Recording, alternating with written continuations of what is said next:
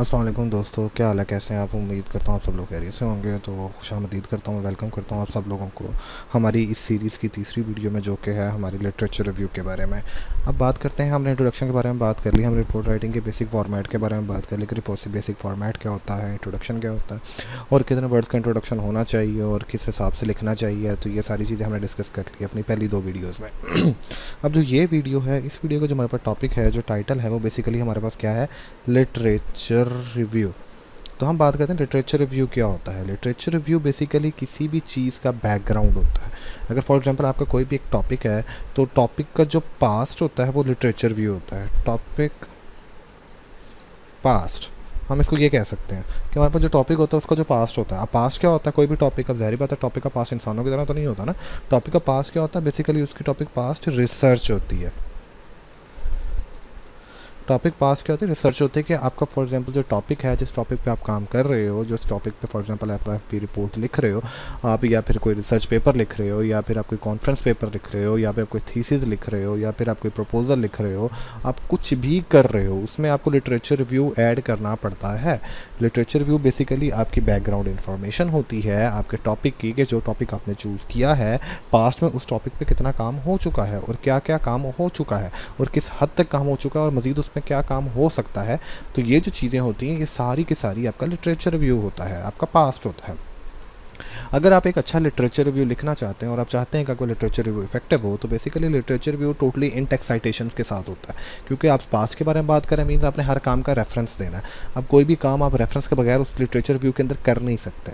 तो मतलब अपना तो कोई काम कर ही नहीं रहे ना। तो आप जब सारा डाटा नेट से उठा रहे हो, आप ऑथर्स का डाटा उठा रहे हो, आप पास्ट की रिसर्च को स्टडी कर रहे हो, तो आप लिटरेचर रिव्यू के अंदर इन टेक्स्ट साइटेशंस लाजमी करेंगे। जिस ऑथर का डाटा यूज़ करेंगे आप, उस ऑथर की जो है इन टेक्स्ट साइटेशन इसके अंदर करेंगे ही करेंगे लिटरेचर रिव्यू के अंदर।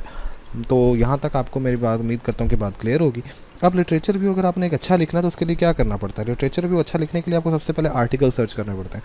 आर्टिकल्स हमारे पास क्या होते हैं, अगर हम इसको यूँ करें तो सबसे पहले हमने क्या बात की कि जो लिटरेचर रिव्यू है वो बेसिकली पास्ट वर्क होता है आपके टॉपिक का, वो बात हमने क्लियर कर ली। अब उसके बाद क्या होता है कि जब भी आपने एक अच्छा लिटरेचर रिव्यू लिखना है तो उसके बारे में आपने क्या करना है कि इन टेक्स्ट साइटेशंस लाजमी करनी है आपने। क्योंकि जब तक आप इंटेक्स साइटेशंस नहीं करेंगे आपका लिटरेचर रिव्यू जो है वो नहीं होगा।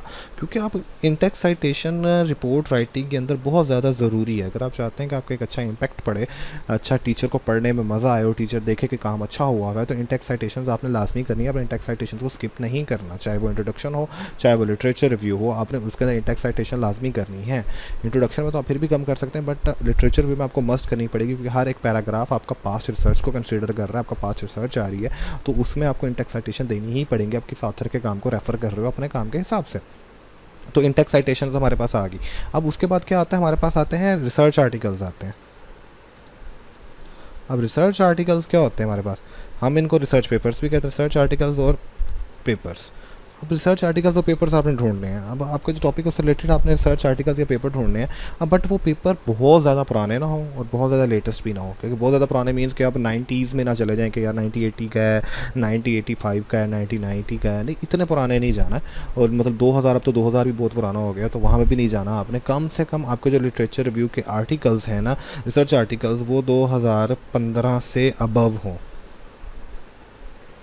अबव 2015, इससे कम मत हो। क्योंकि इससे कम करेंगे तो रिसर्च थोड़ी पास में चली जाएगी। 2013 तक कंसीडर कर लें, चले हम 13 तक कर लेते हैं। वैसे मोस्टली जो टीचर्स होते हैं, जितने भी टीचर्स हैं पाकिस्तान के अंदर, जो इंस्टीट्यूट्स हैं, या फिर कोई एक अच्छा टीचर है जिसने अच्छी रिसर्च की हुई है, जो बाहर के मुल्क से करके आया है, या फिर कुछ भी इस तरह का होता है, तो वो 2015 से अबव का ही कहते हैं। तो 2015 से अगर आप हिसाब के लगाए जो 23 तक है, तो माशाल्लाह से ये ऑलमोस्ट 8 साल पुराना काम बनता है। तो ये इतना भी पुराना नहीं है, तो ये आपका अच्छा हो सकता है। तो हमने खैर यहाँ पे बात कर लेते हैं, हम 2013 से कंसीडर कर लेते हैं।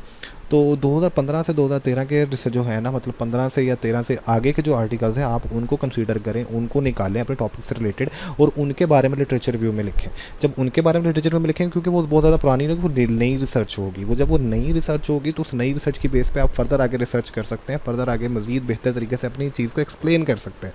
तो ये हमारे पास रिसर्च आर्टिकल्स होते हैं कि आपने इस तरह से ढूंढने हैं। अगर अब इसमें एक और क्वेश्चन आता है, अक्सर बच्चे जो कहते हैं ना, अक्सर अक्सर स्टूडेंट्स होते हैं या अक्सर जो बच्चे होते हैं जो रिसर्च वगैरह करते हैं, उनको ये इशू होता है, वो कहते हैं कि हम रिसर्च आर्टिकल्स कैसे ढूंढें।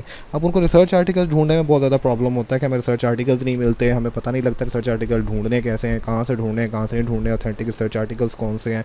तो ये बहुत प्रॉब्लम्स करते हैं। अगर आपने ये ढूंढना है तो इसके लिए सबसे बेस्ट जो वेबसाइट है मैं आपको कुछ बताता हूँ, रिसर्च गेट है। बहुत अच्छी वेबसाइट है, यहाँ से आपको काफ़ी अच्छे रिसर्च आर्टिकल्स वगैरह मिल जाते हैं अगर आप इनको ढूंढना चाहें तो। या फिर गूगल स्कॉलर है, इसका तो सभी को पता है। अच्छा, इसका एक और तरीका भी है। अब अक्सर होता है ना कि मैं आपको नेक्स्ट वीडियो में ये चीज़ बताऊंगा और ये चीज़ क्लियर करूंगा कि अक्सर जो रिसर्च आर्टिकल्स होते हैं ना पेड होते हैं। रिसर्च गेट पे भी आपको पेड मिलेंगे, वहाँ पे आपको रिक्वेस्ट करनी पड़ती है, और गूगल स्कॉलर पे काफ़ी आर्टिकल्स आपको पेड मिलते हैं, आपको वो करना पड़ता है। तो इसका बेस्ट तरीका मैं आपको एक बताऊँगा। मैं फिलहाल अभी आपको ओवरव्यू दे देता हूँ कि आप क्या करते हैं। आपका जो रिसर्च टॉपिक है, आप उस टॉपिक के नेम को कॉपी करके गूगल पर पेस्ट करेंगे तो वो हज़ारों वेबसाइट्स ऐसी होंगी जो वो वहाँ पर फ्री आर्टिकल ये अवेलेबल होगा और वहाँ से फ्री इस आर्टिकल को डाउनलोड कर सकते हो।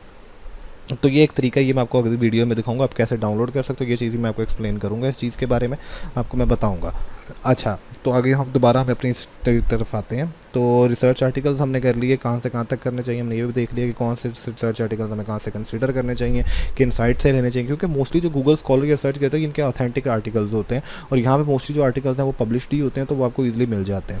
अब आर्टिकल्स में तो ये हमारे पास आ गया, और अगर हम बात करें हमारे पास जो एक लिटरेचर रिव्यू है वो कम से कम कैसा होना चाहिए और किस तरह का लिटरेचर रिव्यू होना चाहिए और कितने पेजेस का लिटरेचर रिव्यू होना चाहिए। तो मैक्सिमम जो लिटरेचर रिव्यू है ना, मैक्सिमम आपका लिटरेचर रिव्यू ना 1000 to 1500 वर्ड्स के बीच में होना चाहिए। अब वो डिपेंड करता है कि आप कितने वर्ड काउंट का काम कर रहे हो, बट मिनिमम जो 1000 to 1500 वर्ड काउंट की एवरेज एक हमारे पास वर्ड काउंट साइज होता है एक लिटरेचर रिव्यू का।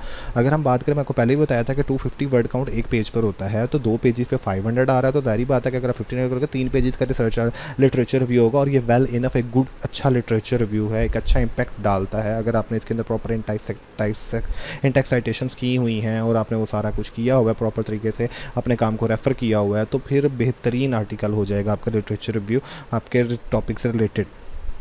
तो ये हमारे पास बेसिकली लिटरेचर रिव्यू होता है। इस तरह से हम लिटरेचर रिव्यू करते हैं, इस तरह से हम लिटरेचर रिव्यू को एक्सप्लेन करते हैं, हम लिटरेचर को बताते हैं। अगर फॉर एग्जांपल अगर मैं इसकी एक आपको सरसरी सी एग्जांपल देना चाहूँ, अगर आपको अभी भी नहीं क्लियर हुआ तो आई होप शायद ये एग्जांपल आपके पॉइंट्स को क्लियर करते हैं। वो ये है कि अगर फॉर एग्जांपल हमारे पास कोई भी एक टॉपिक है, हम कोई भी एक टॉपिक ले लेते हैं, किसी भी तरह का ले लेते हैं, जैसे हम इमोशनल ट्रेड्स के नाम पर एक टॉपिक ले लेते हैं। अब इमोशनल ट्रेड्स बेसिकली एक साइकोलॉजी का टॉपिक है कि हमारी जो इमोशनल ट्रेड्स हैं, हमारी जो इमोशनल ट्रेड्स किस तरह की हो सकती हैं, हमारी सेंसिटिविटी मतलब हमारी एक्सट्रोवर्जन हो सकते हैं या फिर हमारी एग्रीबेलनेसनेस हो सकती है, इस तरह की हमारी जो इमोशनल ट्रेट्स होती हैं, हम इनके बारे में एक टॉपिक ले लेते हैं। मैं कहता हूँ आप इसके बारे में रिसर्च लिटरेचर रिव्यू लिखें। तो आप क्या करेंगे, सबसे पहले आप ये देखेंगे कि आपकी जो इमोशनल ट्रेट्स हैं वो हैं कौन कौन सी और पास्ट में इन पे क्या क्या काम हुआ और किस ट्रेट पे क्या काम हुआ है और सबसे प्रोमिनेंट कौन सी ट्रेट है, तो आप उसके बारे में लिखना स्टार्ट करेंगे लिटरेचर रिव्यू के अंदर। और जब उसके बारे में लिखना स्टार्ट करेंगे लिटरेचर रिव्यू के अंदर, फिर आप ये बताएंगे कि कौन सी ट्रेट के ऊपर किस ऑथर ने काम किया और कितना काम किया और किस हद तक काम किया और मज़ीद उसमें क्या गुंजाइश है कि उसमें मज़ीद काम हो सकता है, अब वो बताएंगे। और जिस ऑथर ने जिस ट्रेड पे काम किया, अब उसी के ही रिलेटेड आर्टिकल्स अगर आपको मिल जाएं तो ज़्यादा बेहतर है, और आप उसको वहाँ पे इन टेक्स्ट रेफरेंस साइटेशंस के थ्रू एक्सप्लेन कर दें और उस पैराग्राफ के जिस बारे में आप लिख रहे हैं वो कर दें तो ज़्यादा बेहतर हो जाएगा। तो और एक चीज़ हमेशा याद रखिएगा, बहुत ज़्यादा मसला होता है कि स्टूडेंट्स जो होते हैं ना वो उसको थर्ड पर्सन में ले जाते हैं, I am is are yours, इसमें नहीं लिखना। आपने इसको हमेशा थर्ड पर्सन में, आपने इसको हमेशा इसमें लिखना है कि दे, दैट, वर, आपने पास्ट में लिखना है। आपने ये लिखना है कि उन्होंने किया, आपने ये नहीं कहना कि मैंने किया, आप खुद नहीं कर रहे, वो कर रहे हैं। तो they were doing this, they were doing this, they were doing that, वो ये कर रहे थे, उन्होंने ये किया, उन्होंने फलाना किया। आपने इस तरह से एक्सप्लेन करना है। आपने हमेशा थर्ड पर्सन में नहीं करना कि आई एम आई आर, मैंने ये किया, मैंने फलाना किया, मैंने इस पर रिसर्च की।